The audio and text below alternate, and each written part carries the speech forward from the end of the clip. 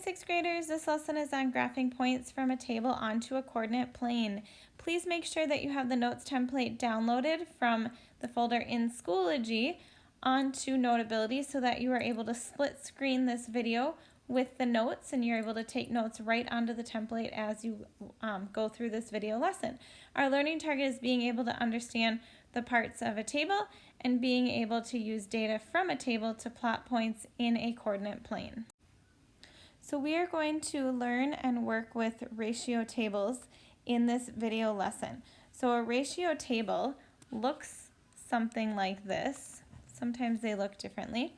And we see that there are x values and y values. Each x value is coordinated with a y value, which makes a rate.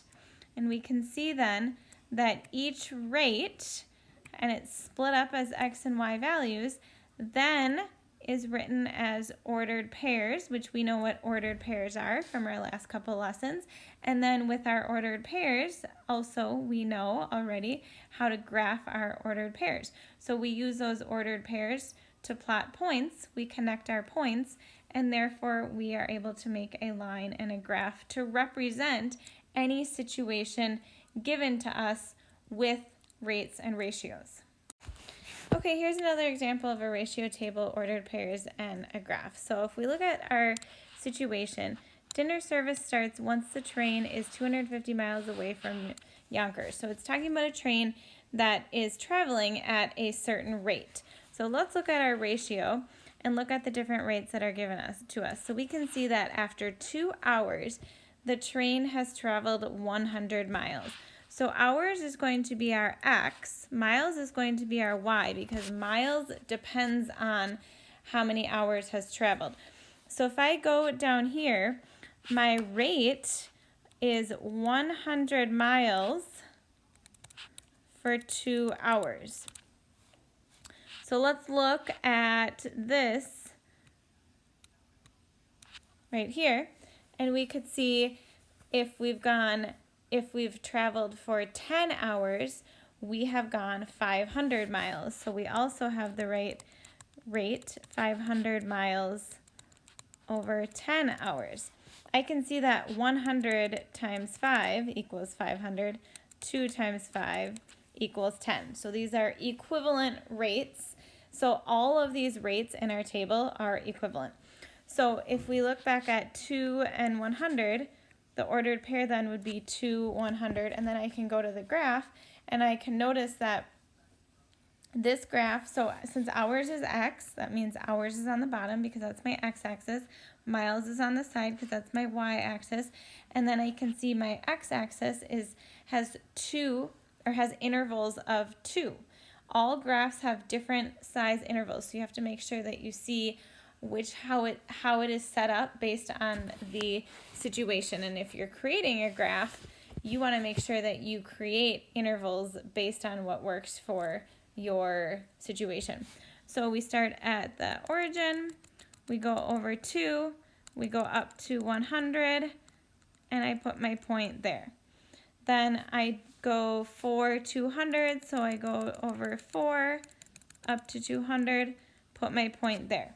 We would put all of the points on, but I'm going to skip some for time purposes.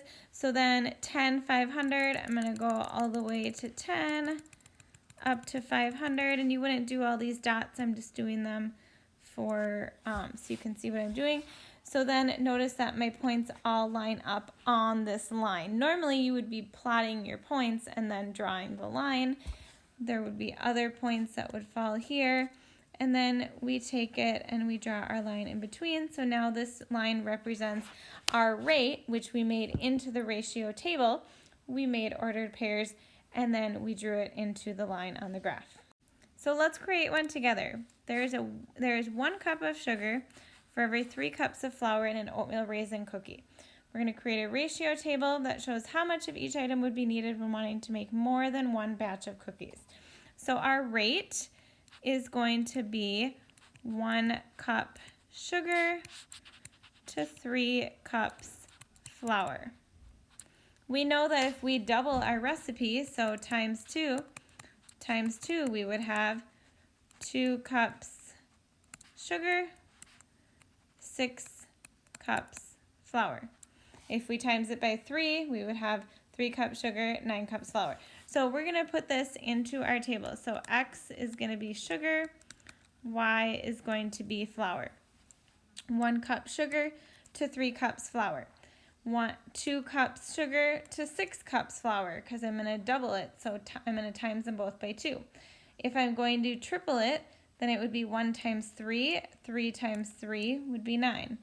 1 times 4, so 4 cups of sugar, and then 3 times 4 would be 12 cups of sugar. So I'm going back here for each time, and I'm multiplying it. So now I'm going to do 1 times 5 to get 5. And then 3 times 5 to get 15. Here we did times 4, times 3, times 2. My ordered pairs then will just match up, coordinating, and you can see this table has the X, Y, and the ordered pairs right in it. Then I go to my graph, and I'm going to plot all the points. So I start at the origin, 1, 3. So go to 1, up to 3. There's my point. 2 over to the right, up to 6, and I notice I have different intervals. My X values have intervals of 1, my Y values have intervals of 3. And then we go 3, 9, 4, 12, and then 5, 15, and then I connect the points, and there's my line. And now that shows that if I had a bigger graph and my line went out further, I could use my graph and I could go, how many cups of flour would I need if I was at 10 cups of sugar? So then I would go all the way to 10, go up, and I would see where it fell on my graph, and then that would tell me how many cups of flour I would need. Let's do another one. To earn some spending money, Kinsley makes beaded bracelets to sell at craft fairs. She uses 8 blue beads for every 5 red beads. So here's an example of a ratio table, except it's set up horizontally instead of vertically. I'm going to look down at my graph that's already given to me, and I can see that blue beads is on the bottom, which is the x-axis. So I know that that's going to be my x, which tells me red beads on the y-axis is going to be y. Sometimes you have to think about it. Is there one that depends on the other, and that's going to determine if it's X or Y as well. So then I look up here. Remember, 8 beads for every 5 red. So this is already filled in. Now we look here, and I can see, well, to get to 16, I have to do 8 times 2, which means, so it's kind of like, so if we have 8 blue, to 5 red, it's just like finding an equivalent ratio. If I wanted to know what 16 over what is equivalent, 8 times 2 is 16, 5 times 2 is 10. So I know that if I'm doing times 2 to my 8, I would do times 2 to my 5, and I would get 10. 24, 8 times 3 is 24, so then 5 times 3 is 15. And then for 32, 8 times 4 is 32. 5 times 4 is 20. So we said blue beads are our X. So we have 8 blue beads with 5 red beads, 16 blue beads for every 10 red, 24 blue, 15 red, 32 blue, 20 red. So this tells me that for every 32 blue beads, there needs to be 20 red. Then I go over to my graph and I graph it. So start at my origin, go all the way to 8. Now I'm noticing that my graph, the X intervals are by 4 and my Y intervals are by 5. So I need to look carefully at how they are spaced out. It's not always going to be perfectly numbered on what you need. So you need to make sure you can see, and then if you're creating your graph, you want to make sure you're creating it based on the numbers you have.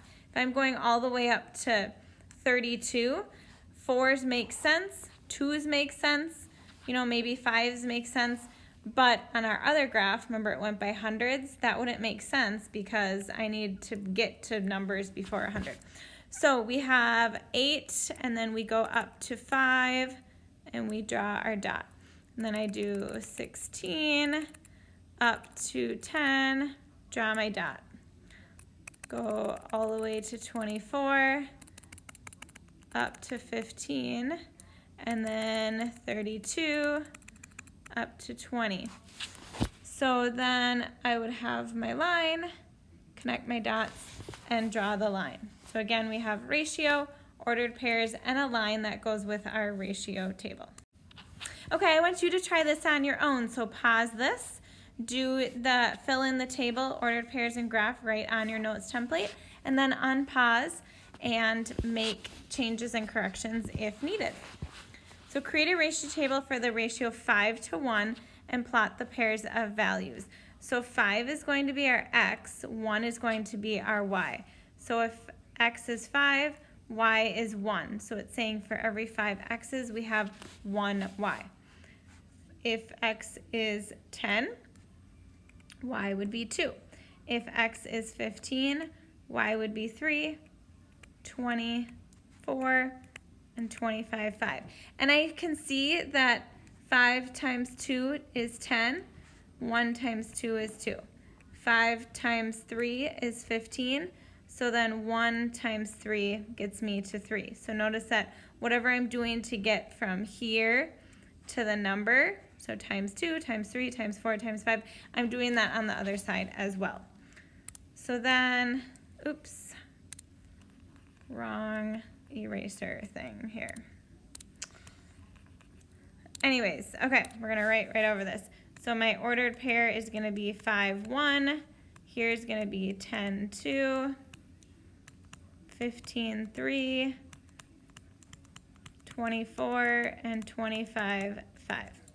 So my x is on the bottom, because that's my x-axis. Y is on the side, which is y. So 5, 1, 5 up 1, and then 10, 2, 15, 3, 24, and then 25, 5. Connect my points, make a line, and that now represents the ratio of 5 to 1 in a graph. Okay, your turn again. Pause this, complete, and then come back and check your work. So the Scott family takes a walk together every night after dinner. It takes them 5 minutes to walk 4 blocks. So we have 5, I'm gonna write this up here, is my rate. 5 minutes to 4 blocks. Okay, we're gonna now create this in the ratio table. So we're first given 5 to 4. Here I can see to get from 4 to 12, I would do times 3. So I'm gonna do the same up there, 5 times 3, and I get 15. Here, to get to 16, 4 times 4, and I'm doing 4 times 4 because it's on the same, it's blocks walked, so we want to take 4 blocks walked times 4 to get to 16, and then do the same to minutes. So then 5 times 4 would get me 20, and then here 30, I can see I had to do 5 times 6 to get to 30, so then 4 times 6 would be 24. And then my ordered pairs, I know that blocks walked depends on minutes. So that tells me that minutes is going to be my x, because y depends on x. So minutes, I can also see minutes is on my x-axis already labeled down here. So we have 5 minutes, 4 blocks, 15 minutes, 12 blocks, 20 minutes, 16 blocks, and 30 minutes, 24 blocks. So then I go down to my origin. I can see my x intervals are by 5s. So 5 up 4, 15 up to 12, 20 up to 16, and then all the way to 30 up to 24, being careful that I'm marking it on the correct spots. Connect my points, make a line, and now that is a graph giving us the ratio of their family walk, which is 5 minutes for every 5 minutes to 4 blocks. All right, we want you to do this one on your own. Read the problem carefully, complete the table, create your ordered pairs, and then graph your points. Notice that there's no labels, so you need to label the x-axis, the y-axis with the values and with minutes and boxes packed. And then please make sure you go into iExcel and complete the skill listed on the screen. Save your notes into a folder along with Monday and Tuesday's notes from this week so they're all organized together in a folder. And then, as always, check today's folder in Schoology to get more details. Have a great day!